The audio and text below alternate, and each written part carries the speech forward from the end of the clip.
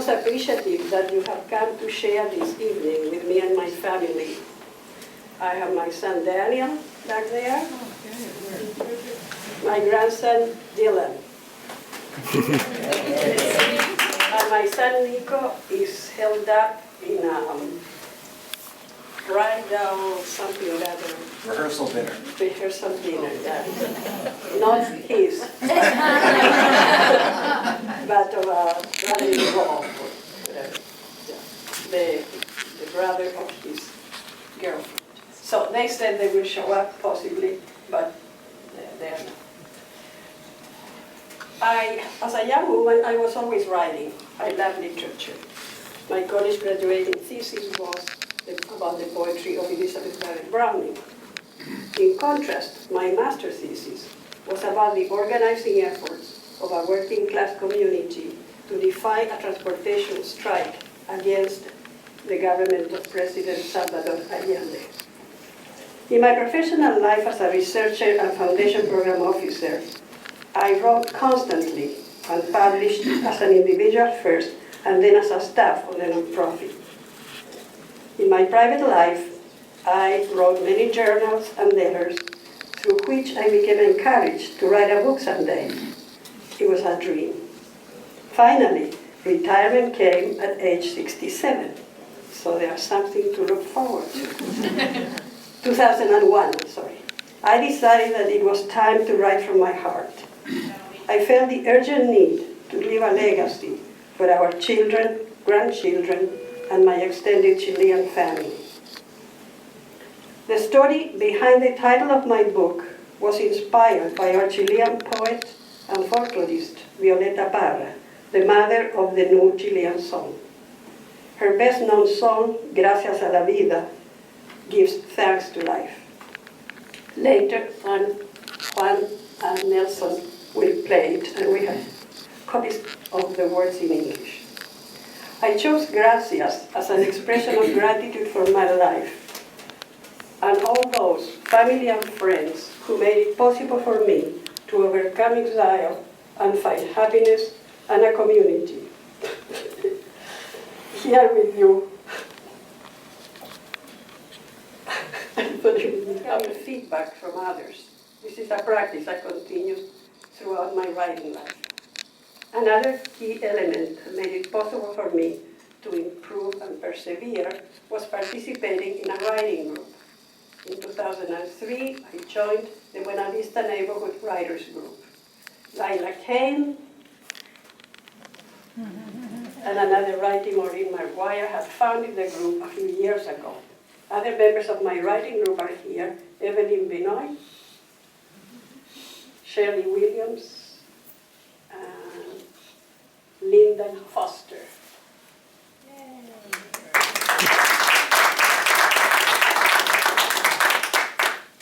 To publish, I chose the self-publishing route. I chose Create Space as a company. 6 months later, Gracias was published in June 22nd tape on a Walk-In with Jane Fonda cassette. Instead, I inserted Vivaldi music in my Walkman as I set out on a glorious spring morning stroll. Coiffed in a discolored blue hat, a choice I made at a Corte Inglés in Sevilla, in my sunglasses, my new Land's End shorts, and a very light top, I felt as radiant as the morning. Vivaldi brightened up the luscious green leaves. Pale pink berries offered themselves as a snack to the birds, while the red ones glistened. Your music, I'm talking to Vivaldi, made me feel a communion with nature I had not experienced in many a morning walk. Was it the enchantment of Venice that inspired you? Or was it a greener world than we have today? Whatever it was, I know you'll be my companion for a few more days, until my fickle heart discovers yet another enchanting morning pal to pick up my pace and open my senses to every tree, color, bird song, and garden design as I walk.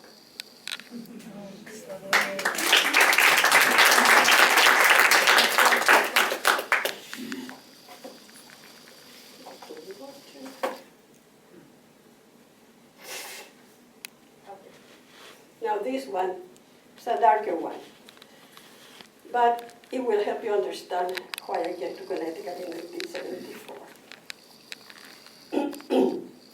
And also, Violeta Parra, in her Gracias a la Vida song, says that joy and laughter are the two materials that make her song, and the song of everyone in life.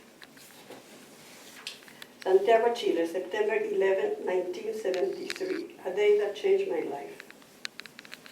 On the week of September 11, 2001, Americans couldn't take their eyes off the televisions, following with horror, sadness, and anger the events that shattered the country's sense of invulnerability. I was at home at the time of the attack. It was my son Nicholas who saw the first plane crash into the North Tower of the World Trade Center and told me to turn on the television. A few minutes later, the second plane hit the South Tower, and our lives would be changed forever. That day, I experienced a flashback to another fateful September 11 that violently crushed the long-held Chilean tradition of peaceful transfer of power and democracy. On that day, in September 1973, Chilean Air Force airplanes with logistical and technical support and training from their counterparts in the United States bombarded the Chilean presidential palace, La Moneda. A military coup by the three branches of the armed forces took the life of our democratically elected president, Salvador Allende, who had been elected to address the issues of unequal distribution of wealth and the issue of poverty that affected large parts of our population. Ruled by force and a new constitution replaced the Chilean democratic institutions for the next 17 years. Early on that spring September morning, I was walking with other colleagues towards our workplace on the campus of the Catholic University of Santiago. September marks the beginning of balmy weather spring. It's spring in Chile, following the winter cold months. For us, September is also filled with a sense of patriotism as we celebrate Independence Day on September 18th. The news of the air bombardment of La Moneda reached us when we were a few blocks from campus. Numb with shock, we didn't know what to do or which way to go. We kept walking towards the university, a haven for academic freedom. Classes had been canceled. We were sent home as a state of siege was declared. We were to listen to and follow the directives of the new government until further notice. Until that day, I had been a free woman, politically active, and a faculty member of the Catholic University of Social Work. At the time of the military coup, I had moved from a low-income area where I had lived for 2 years and was living in a middle-class neighborhood on the first floor of a two-family home. Right after the coup, I collected and proceeded to burn papers that until then had been mere academic and fieldwork documents, but if found, could give the forces of the dictatorship the names and addresses of colleagues, friends, and acquaintances who had been active in support of grassroots organizing efforts in working-class neighborhoods. Among the material burned was my final graduating thesis that documented the successful organizing efforts of the residents of one low-income neighborhood in southern Santiago. These efforts had succeeded in forestalling a politically motivated transportation strike aimed at paralyzing a progressive government. The thesis listed key community leaders and interviewees and sources consulted. The day that came for me, a friend was visiting. Had she not been there, I might have become another one of the desaparecidos, disappeared ones, taken by force by members of the Chilean Army, Navy, Air Force, or the police, never seen again. 3 carabineros, or Chilean policemen, rang the bell and entered our apartment in their olive green uniforms and black boots, carrying guns and asking for me. According to their orders, the apartment had to be searched. I was to be arrested and taken to a police station for questioning.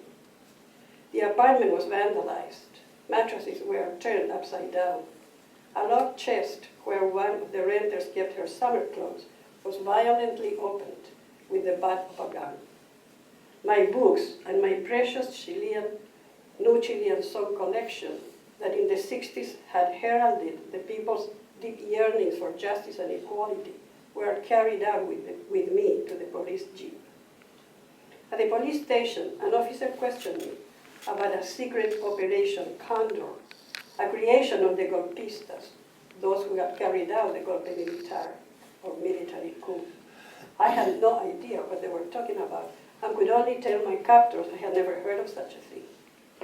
Having failed to get any information from me, I was transferred to the Servicio Nacional de Investigaciones, the Chilean counterpart of the FBI, for further questioning. When I was thrown into cell number 19, there were over a dozen women, huddled in horror, uncertain of their fate. Even so, I knew somehow that I would survive that hell. Magical thinking reminded me that 19 was a lucky number in our family. Our mother used to tell us that she married our father when she was 19, on April 1933. I, their first daughter, was born on March 19 the following year. And now, here I was, in cell number 19, in the detention center of the Servicio Nacional de Investigación. The cell was small and dimly lit. The air was filled with the smell of sweat and the acrid fumes from the lavatory at one end of the room. Fear makes you sweat, and fear was our common denominator. We had been brought here with only the clothes we were wearing at the time the secret police had knocked at our door. Some of the women had already been interrogated and tortured and sent back to the cell to wait for the next call. Some of them had been arrested with their husbands, fathers, brothers, or other members of their families. The horrifying laments and cries of pain of the detainees that were being tortured down the hall filled us with horror. It was the beginning of a reign of terror unknown until then to the Chilean people, who naively thought that the armed forces would never take up arms and use them against the president and their people. No, we had thought, this would never happen in Chile. My name was called. I braced myself to face my inquisitors. I left my compañeras and followed a guard. 2 men were my interrogators. Blindfolded, I couldn't see their faces, only hear their voices. They were seeking names of other supporters of the Allende government with whom I had done political work. I was stripped of my clothes from the waist up and threatened with electricity. I could hear the howling cries of those on whom electricity was being used in the body's most sensitive parts. The torturers had been well trained. A trained advisor and sometimes a physician were available on site to monitor the level of pain and resistance of the individual. Later we learned that the School of the Americas, located in an American base in Panama, had developed an interrogation training manual for the armed forces in those countries whose governments were perceived to be a potential threat to the United States. If you go socialist, they don't know that you become a Cuba, the whole continent. That was the time of the Cold War. Somehow, I kept calm. I refused to give any names, arguing with them without raising my voice. I appealed, it wasn't easy. I appealed to them as persons, members of a family, suggesting how they would feel if their mother, wife, daughter, or sister were being treated as I was. Whether my words touched a human chord in their hardened hearts, or whether it was divine intervention, I don't know. The fact was that no electricity was applied to my body. These men did not attempt to touch or write me. I was asked to sign the transcription of my interrogation, or so they said, as I was not allowed to read or see what I was signing. They gave me back my clothes and guided me back to my cell. Later, my brother Adrian delivered food and clean clothes. The following morning, my name was called again. Was I going to go for a second interrogation?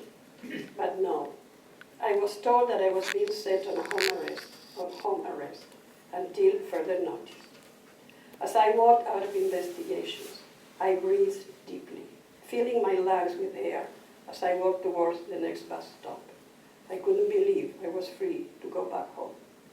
What would the fate of the other women in cell 19 would be, I wondered.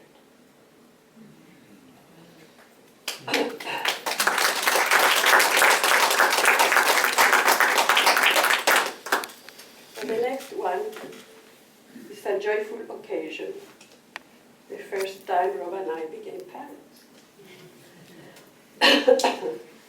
So it's a long letter to Dan when he turned 24.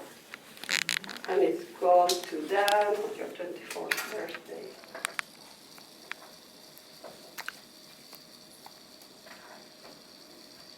Yes. In December 1979, Dad and I had traveled to Santiago, Chile to complete the process of Daniel's adoption. And sent a letter to him, so it's in his name. You were only 3 months old when we met you, in early December 1979. You had been born on August 30th of that year. We, your soon-to-be mother and father, were 45 and 35 respectively. Since our marriage in 1976, we had tried unsuccessfully to have a family. We decided to adopt in my native Chile. It took longer than a full-term pregnancy to complete all the paperwork in the state of Connecticut where we live. Our first memory of you is how active and smiley you were at that early age. You were in your cradle in a wing of a hospital that served as the National Adoption Agency, Casa Nacional del Niño. Your hair and eyes were dark brown. We were lucky that a previous couple that wanted to adopt you couldn't do so because you were sick at the time. We knew that you were waiting for us. You came home with us on December 12th, so he was 3 months old. My brother Hernan's family was your first home. He gave us the space and time we needed as inexperienced parents to care for and bond with you. Although we were of mature age, we were totally green as parents. I couldn't wait to go seek my mother's guidance with the myriad of tasks we were facing for the first time. Preparing the formula, diapering, checking the temperature of the water for your bath, holding and talking to you while bathing, reading your cues, calming you when you cried, and on and on. Although equally confused, your daddy was fully engaged. Those days on our own gave us a head start as new parents.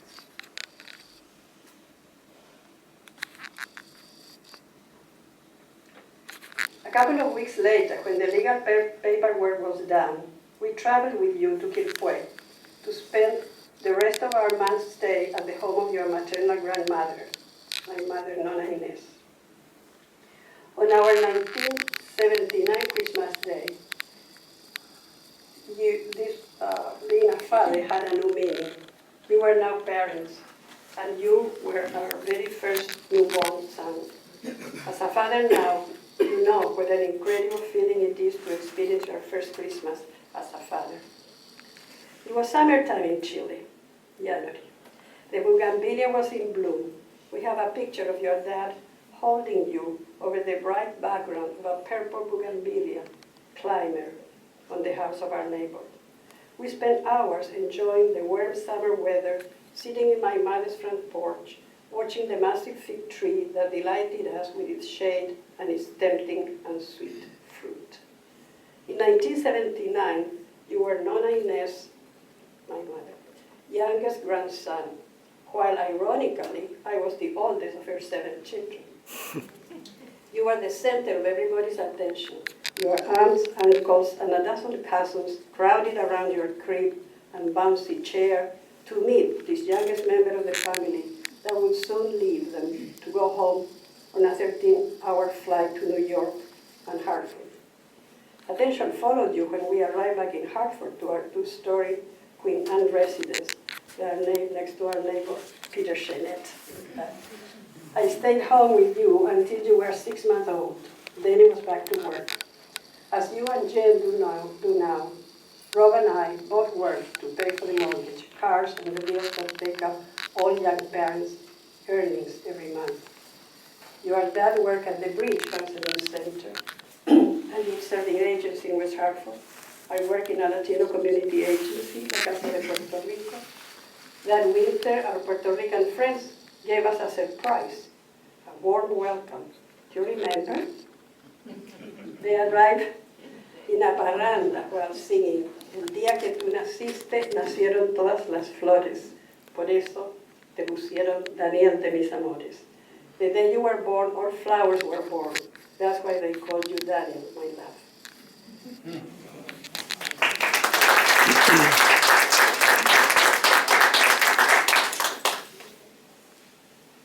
Nicolas Pablo, he's not here yet, but my second son. Tiny feet, beautiful, chubby, cuddly feet. Those were your baby feet when we adopted you, at 5 weeks of age. It was love at first sight. You were the baby for us. You with the heavy eyebrows and handsome nose. You were a serious child. You observed the world around you. Not a smile, my husband remembers. And yet, your face beams with a laugh and a smile when playing with your brother Dan and your friends, Emily, Jessica, Matthew, Monica, and Lisa. In your early teens, your feet grew long and thin. You are almost 6 feet tall, a man, a stubborn one, a computer nerd, a video game champ, uninterested in the written word unless it is on a screen or in a technical manual. These you read with the same ease with which I revel in poetry. It is your gift, and you are pursuing it.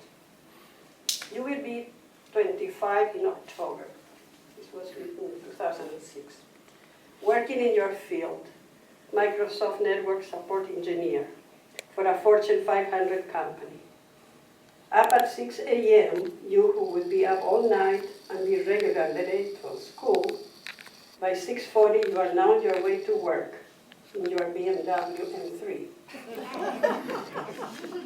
You had to travel to Richmond, Virginia in February, in the middle of a New England blizzard, to meet and buy your first car through eBay. You wouldn't settle for a regular model. A Viper had been your teen years' dream. A BMW M3 would do in your 20s. And so you have now taught yourself auto mechanics and other technical expertise. Enigmatic and yet warm, you'd rather send an email greeting than express those same feelings in person. Always available when our computer misbehaves. We don't know what we'll do when you decide to move on. When your brother needs you, you do not hesitate to go to his side. I love your sense of humor, your laugh, your quick wit when you are with your friends. No matter how hard you try to keep Dylan out of your room, he'll knock until you, the uncle he loves, plays with him. You have gained the respect, love, and admiration of those who know you, family, friends, and co-workers, and my absolute and unconditional love for as long as I live and beyond. Mom.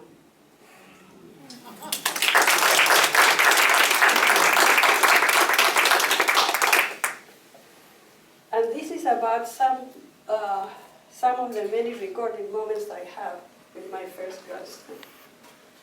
Dylan was born in 2002, and his next brother came about 3 years later, so we had a lot of time we spent together. We get very close. And this is a visit we did to the Athenaeum for the Festival of Trees. And so we parked in the library, walked to City Hall, and here we are. As we walk, it's only a block from City Hall, so as we walk by the plaza between the Athenaeum and City Hall, Dylan marveled at Alexander Calder's Stegosaurus sculpture standing in the middle of the plaza. Let's go look at this beautiful orange sculpture next summer, he said, when it's warm.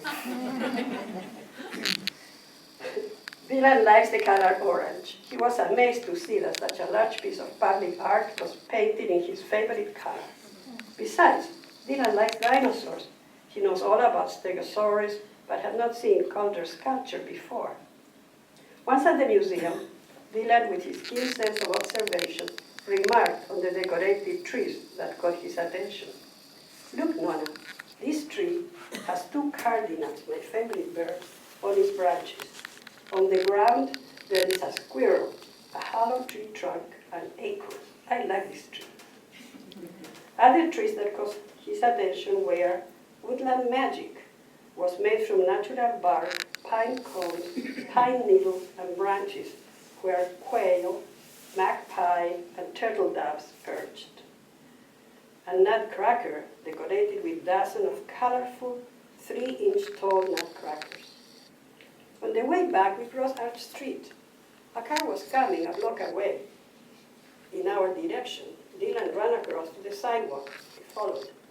As I approached him, he said, "Nona, if that car had run you over, the driver would have been arrested and he'd be in jail. You would have gone to the hospital and maybe to your grave."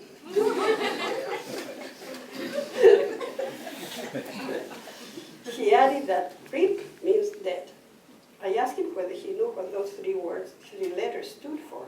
He didn't. I explained they stand for rest in peace.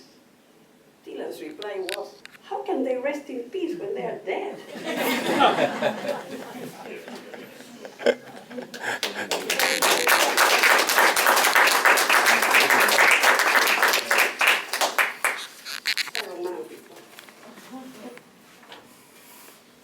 You are so beautiful to me. From another room, I could hear the music and lyrics of Joe Cocker's song. Then I saw Rob beckoning. I approached him. He opened his arms and held me close as we moved gently while he repeated the lyrics. "You are so beautiful to me, can't you see? You are everything I hoped for. You are everything I need. You are so beautiful to me." Sorry, I can't sing. Over the years, I have come to realize that Rob feels towards me, what Rob feels towards me, and how he sees me today as the same younger, slimmer, long-haired, independent Latino woman he loved and asked to marry him 30 years ago. This is older, so now it's about 37. Searching within myself, I also see Rob as the enthusiastic, lanky, passionate young man who taught me about art and music, while we were also jointly involved in political activism. As our sons have grown up, Dan, at this time now 27, married and father of 2 sons, and Nico 25, either at work or behind closed doors in his room, Rob and I have had more time with each other. We are now closer than during the busy days of raising our children and working full time. When I returned from a 6-week vacation in Chile, Rob was waiting for me with our son Daniel at JFK. He looked radiant, animated, elated with joy. We hugged and kissed for a long time. Once at home, and for several days, we felt young at heart again. While listening to a Bob Dylan CD, he took me in his arms and we danced first in the living room, later in the kitchen. We had been away from each other. It was good to be back home and together again. This is by no means a daily occurrence. I still recoil at the sight of last night's pot soaking in the sink. Rob complains that unless I look at him directly and speak up, he can hear me while driving. When Rob is cooking, we all have to stay out of his way or else we'll hear a thing or two. Having agreed to leave for a movie or a trip at a given time, Rob sits at the steering wheel looking at his watch while I'm still indoors, finishing a last-minute task or touching up my lips. And yet I know that as long as we live, we will sing, "You are so beautiful to me."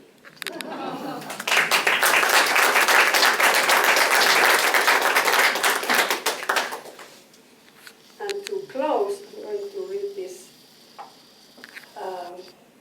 This takes place in the early morning, inspired by the Buddhist monk Thich Nhat Hanh I was reading. I gaze at our backyard birch and see so much more than just a tree. A beloved abedul in my backyard. On an summer morning in June, I carried a few fluffy red cushions to my wooden rocking bench in our backyard. The air was fresh, and a breeze played with the leaves of the grapevine on the arbor next to me. The birds were enjoying the quiet hour before humans disturbed their peace. Their singing is one of the great blessings of nature in the early dawn. I sat quietly, reading a few pages by the Buddhist monk Thich Nhat Hanh. Then I followed his invitation to observe my surroundings in stillness and to feel deeply in touch with the natural world around. My eyes rested on the white birch in our backyard, un abedul in Spanish. As I contemplated the tree, I remember that when we moved into this house in 1989, the abedul had 2 trunks. Over the years, the wind and rain had taken a toll on its smooth white bark. As this peeled, the trunks showed signs of decay, and eventually they fell lifeless to the ground. But as nature would have it, several young trunks grew out of the original ones. They were thinner, and yet soon they were filling with glossy green summer foliage that turns golden in the fall. The reborn white birch is now a much-loved shelter for the birds who, on their flight towards the feeders and the arbor, like to perch and hide in its welcome greenery. I saw our parents in the old tree, no longer with us on earth. The 8 trunks stand for us, their children. At first I counted 7 trunks, but I discovered an 8th one, partly hidden in the back from my position in the bench. The 8th trunk was Eduardito, a baby who only lived a few days after birth. The 7 of us have grown and given fruit in families, work, business, music, art. At that moment, I felt very close to each one of my brothers, sisters, and nieces, now spread out in Santiago, Quilpué, and Viña del Mar in Chile, Lima in Peru, Oslo in Norway, and León, Spain, in this vast universe. I could almost feel the presence, not only of my parents and siblings, but also of my in-laws, nephews, nieces, grandnephews, and nieces. I visualized new branches and leaves multiplying in time through Rob's family and our children and grandchildren. I felt part of a tree with deep ancestral roots going back generations that migrated to Chile from Italy, France, Spain, and Greece. It all came to me while sitting in my backyard in West Hartford, Connecticut. Thank you.